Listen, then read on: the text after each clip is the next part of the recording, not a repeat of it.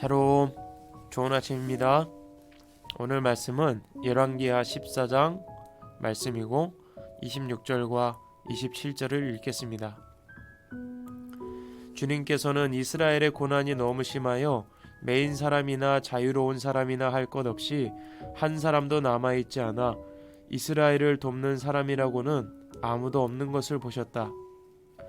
주님께서는 이스라엘의 이름을 하늘 아래에서 지워 없애겠다고 말씀하시지 않았기 때문에 여호와스의 아들 여로보암을 시켜서 그들을 구원하신 것이다. 아멘. 남유다의 왕 요아스가 죽고 난 이후 아들 아마샤가 왕이 되었습니다. 그의 나이 25살이었습니다. 그는 29년간 남유다를 다스렸는데 그동안 하나님께서 보시기에 올바른 일을 하긴 하였으나 딱 자기 아버지 요아스만큼만 하였습니다. 하나님의 말씀대로 살려고 노력했다는 점에서 칭찬받을 만하지만 하나님께서 가장 미워하시는 우상 숭배를 막진 않았던 것입니다. 아마샤는 자신의 왕권을 확고히 세운 뒤에 자신의 아버지 요아스를 살해한 신하들을 처형했고 소금 계곡에서 에돔 사람과 전쟁을 벌여 10,000명을 쳐 죽이고 셀라를 점령했습니다. 영토를 확장한 것입니다. 이 에돔과의 전쟁에서 승리하고 사기가 충천했던 아마샤는 끝없는 자신감으로 북이스라엘 여호와스 왕을 도발합니다. 한번 싸워 힘을 겨뤄보자는 것이죠. 여호와스 왕은 그의 제안을 거절했지만 계속되는 아마샤의 도발 앞에 전쟁을 일으키게 됩니다.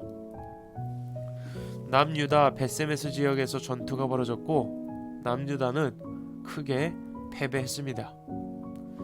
싸움을 도발했던 아마샤도 사로잡혔습니다.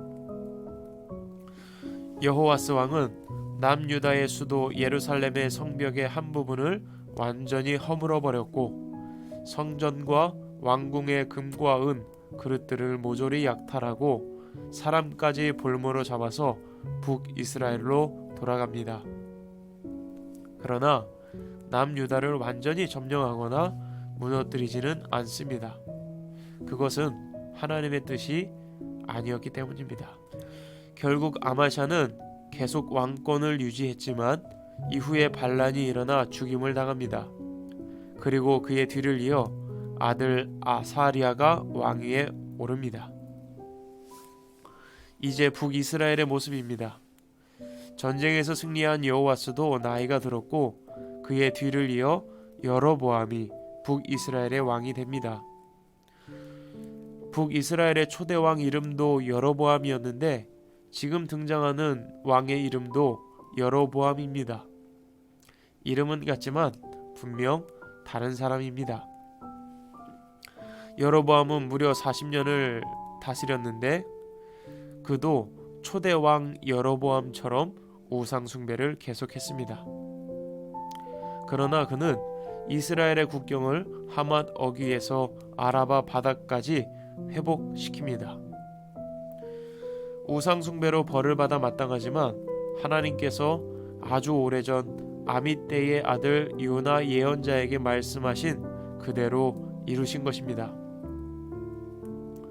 하나님께서 여로보암을 도우신 이유는 예언자를 통하여 하신 약속을 기억하셨기 때문이고 또 한 가지는 이스라엘이 당하고 있는 고난이 심한데 이스라엘을 돕는 자가 아무도 없었기 때문입니다. 이스라엘을 도울 자가 없는 것을 보시고 하나님께서 도와주신 것입니다. 하나님의 도움이 없었다면 나라 전체가 사라질 만큼 큰 고난이었던 것입니다. 하나님은 환난의 때에 도우시는 분이십니다. 그대로 내버려 두시는 분이 아니십니다. 엘리사가 아람 군대의 군사들에게 사방이 둘러싸였을 때 하나님의 불말과 불병거가 그들을 보호하였고 다윗이 골리앗 앞에 섰을 때에도 하나님은 그와 함께하고 계셨습니다.